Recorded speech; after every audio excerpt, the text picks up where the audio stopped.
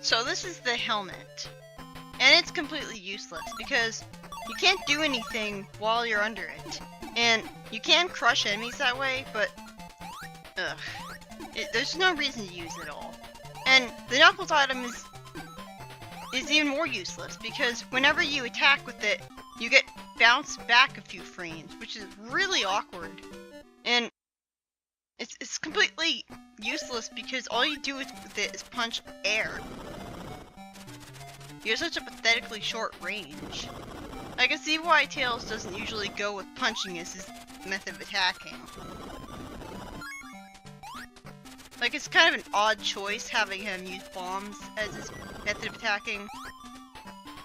But then again, this game, well, something I love about this game is that it really ramped up the whole Tails being a gadgeteer genius.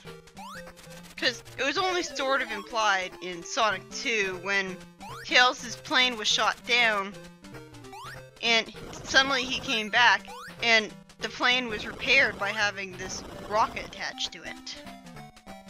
So not only was he a genius in that he could pilot a plane, but he was a genius in that he could actually fix a plane. So it was pretty obvious that even from Sonic 2, he was a genius inventor. And this is the game where it just became a lot more obvious. Like, there's some people who think that Tails being gadgeteer genius was only introduced in Adventure 1, but no, it was always like that. And this game proves it. And so it makes sense that Tails is attacking and traveling through levels with all sorts of different gadgets. It makes perfect sense for a Tails spin-off game. Even though it's not really a spin-off because there's no reason for it not to be canon. Like, nothing about it ever contradicts any of the games come after it. Now, one of the things that I love about Tails' Adventure is that you're never really getting lost.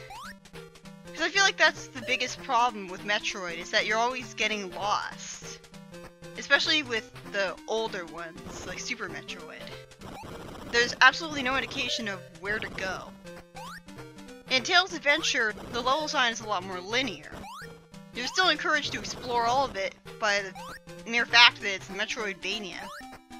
But still, I just love how you're never getting lost because the level design is so much more linear. There's a clear sense of progression from left to right. Like, you always start at the left side of the screen and go to the right. And the level design is memorable. That's a really important thing. Because you're going to be exploring the whole level, so it's really important that the entire level be memorable. And have a whole bunch of different memorable set pieces to it. So I never really felt like I was getting lost in this game and going through the same areas over and over again. Except in parts like this. When I first played this boss, I thought that I was supposed to attack Speedy. But apparently this is a game where you're supposed to just dodge him. There's no way to predict what position on the screen he's going to show up in. So it's just down to luck whether you manage to make it to the end or not. Tails apparently has infinite flight here, which is, I think in the actual stories of the games he has an infinite flight, or at least a much longer flight than in gameplay. But yeah, it's kind of annoying that you can't, why can't you fly like this all the time? I guess it would break the game a little. But yeah, I really hated that boss when I first played it. Like, I had no idea that I wasn't supposed to actually fight him. And I felt like I was stuck in an infinite loop, and I wouldn't be able to beat the level until I attacked him enough. Because the level design was so repetitive and samey that I felt like I wasn't actually progressing at all. And so now, Mecha Tails transforms into a submarine. That's another name for Teapup, by the way, it's Mecha Tails. So now you can equip the Vulcan gun to it, so you have a method of attacking. You can actually skip this cutscene by pressing the A button. But I didn't know that at all when I first played the game, so I never skipped it. it doesn't really matter because it's so short anyways. And I like the theme that plays when it plays. The submarine control's really weird because you press A to make it face another direction. And you press B to fire the Vulcan gun and every other item.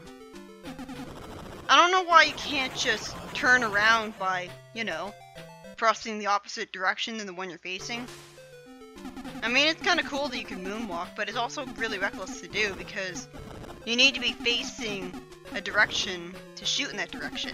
And so if you moonwalk, then you're gonna end up running into enemies helplessly. And I really hate the water levels of this game.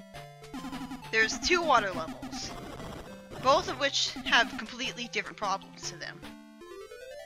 You have to go through this level around 3 times, and each time you have to take a different route. And it's really... I don't feel like this level has level design that's as memorable as the rest of the game. So I always follow a guide, step by step, to figure out exactly how to beat it. Because there's so many different alternate ways that you can take. And sure, there's only one way to complete it right now, because you don't have items that you use to progress in other ways later. But I didn't want to go in the wrong way here and get stuck because I didn't have the item needed to progress. And that's why on my first playthrough and for this LP, I would always follow a guide to figure out exactly what route to take through this level every time I went through it. Also, in Some Call Me Johnny's playthrough of it for the Sonic-a-thon, he actually clipped through the wall in that level, and he had to reset. And people have used that glitch to beat the game in a really short amount of time. But yeah, here's the next level. And the gimmick of this level is this water. That sometimes you're forced to automatically jump out of it, like I'm not trying to jump out of it there. And other times it has currents that move you along. Also, you may notice that this has the exact same music as Volcanic Tunnel. I mean, this is a Game Gear title, so maybe it's memory limitations, but still. But yeah, that's something that I just love how the level design in Tails Adventure is so linear and memorable. I never feel like I'm wandering around lost or have gone to places. I don't feel like, hey, how have I been here before? Like, I never actually think that. You get confused. For this second playthrough, I was looking at a map and following maps in order to beat the levels. Because I don't have this game... Well, I think I might have this game memorized at this point, but this is kind of a game that I can't really beat, or I couldn't really beat without a guide. Because I mean, I can beat it, but I didn't want to miss any of the items, you know? Tails can't fly underwater, for some reason. Even though he could fly through the water just fine in Sonic 3 Knuckles. Apparently in the Game Gear games, he can't. I don't know why. On my first playthrough, I pushed the spring and used it to get the item. Because I forgot that I could just use the remote robot that way. And it's so not fair. Like, why can the remote robot fly through the water and I can't?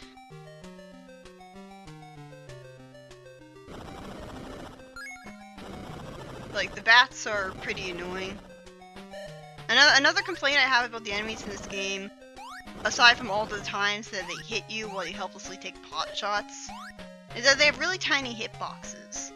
So, especially with enemies like this, it can be really easy to not hit them, even though when you actually look at it, the bomb very clearly hit the enemy. You can break walls to get rings, so you never really have to worry about running out of rings. There are some water areas that you can't get into and they'll just throw you out of them. And that's a good indication that you should find another way. Yeah, I did not want to constantly do that. Like, that's nothing that I haven't mentioned yet. Tails can actually grab onto ledges. Like, he walks up to a ledge above him, and he automatically climbs up it. And this is kind of convenient, because it means you don't have to be jumping as much as you normally would. Because otherwise, you'd be jumping a lot more, because... And it would feel like the level design is a lot more platformy.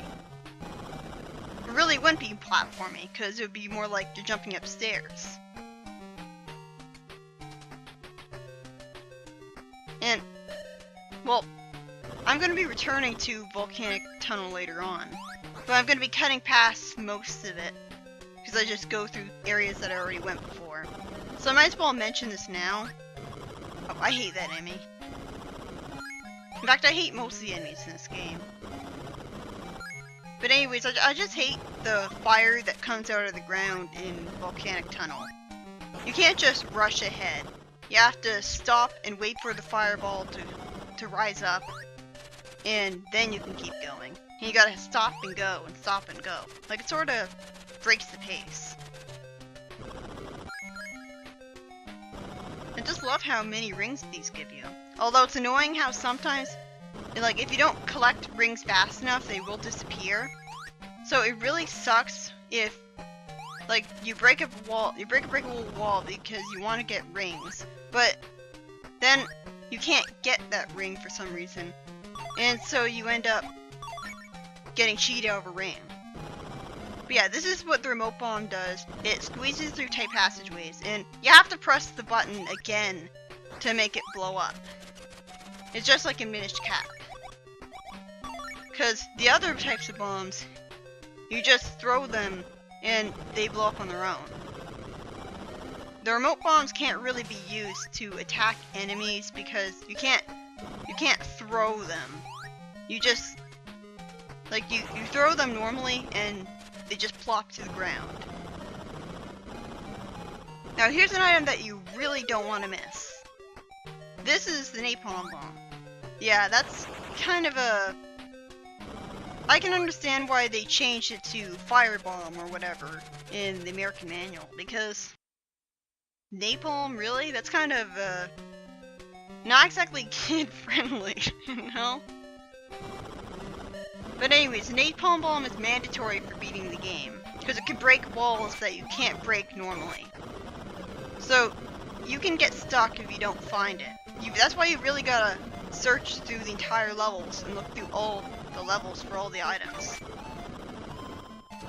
So, you can constantly throw your bombs at the enemies by standing, or you can fly over them and drop bombs on them from above.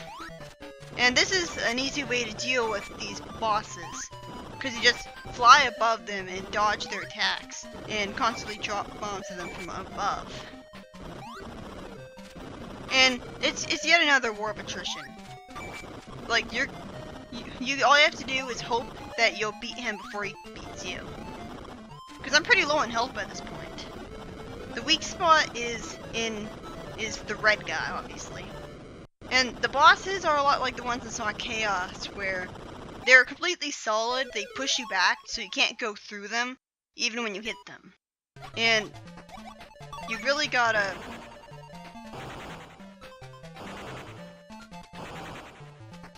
They make a high-pitched, underwhelming sound when you attack them, instead of completely flashing. And that's how you know that you've hit them. Which is a lot less satisfying than what they normally do in Sonic games. So you got the anti-air missile and the spark. I'm not going to be using the spark very much, because it's really not necessary until later in the game. But the anti-air missile is necessary for getting to another route in Lake Rocky. Because you use the anti-air missile to break walls that are above you. Like, you break through ceilings with it. And that's how you progress with the level. Like, see this? This is how you do it. I like the music that plays here. I just wish that I didn't reset every time you made a screen transition. Because, you know, I like to be able to hear all of it.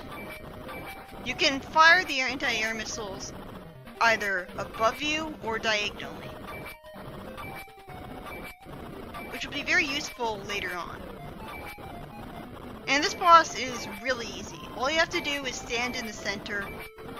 Just stay in the center and you'll just dodge all the attacks. Like, the enemies will constantly throw stuff at you, but they'll always miss. Really, the only thing annoying about this boss is that the camera is constantly moving around for some reason. And so sometimes you have to readjust your position because, see, I just got pushed to the right there. I wasn't even trying to readjust my position. And see, I got pushed to the left there. The bosses in this game are really easy, as they should be for a platformer. Because, you know, it's a platformer. It's about platforming. It's not about boss fights. Boss fights just interrupt the level. So I prefer it when platformer bosses are easy. There shouldn't really be an epic scale of grandness that epic and takes a long time.